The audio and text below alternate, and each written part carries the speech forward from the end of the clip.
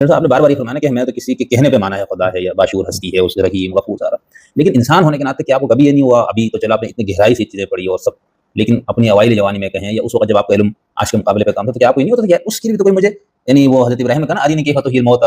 اولم تؤمن تو لیطمئن قلبی، تو ایسا مطلب جو عام اس سطح پہ جنہوں نے نہیں پڑھا ہوا فلسفے کو ان سب چیزوں کو دبا میں اس کو اتنا واضح آپ کو ماشاءاللہ سے چیزیں ہیں ہر جگہ اس طرح، تو جو اکثریت ہے ہم انسانوں کی ان کے لیے تو پھر کیا وہ چیز ہے جس پہ وہ اس بندے کے بتائے خدا پہ ایمان کے لیے تو اس کو ایک تسلی چاہیے نا، یعنی ایک اطمینان کیسے ہوگا؟ اب آپ لوگ ٹھیک ہے، یعنی اس میں نا علم تؤمن وہ ہو گیا تو پھر اسی تو ضرورت ہی نہیں ہے، لیکن جمہور انسانوں کا تو سر مسئلہ ہے نا، یعنی آپ دیکھیں آپ یہاں جو صوفیہ نے بھی ایک وہ دیا انسان کی اس فیکلٹی کو لے کے جس میں انسان کو اطمینان بخش ہو جائے کہ خدا اور یہ سب، جو آپ کی متکلمین ان کی بھی کوشش یہی ہے کہ اس کو آپ کی عقلی جو نظری جو تقاضا ہے اس کو تسکین تو ہونا کہ نہیں اس طرح خدا ہو سکتا ہے یا میں آپ کو بتاؤں کیا ایمان کی فطری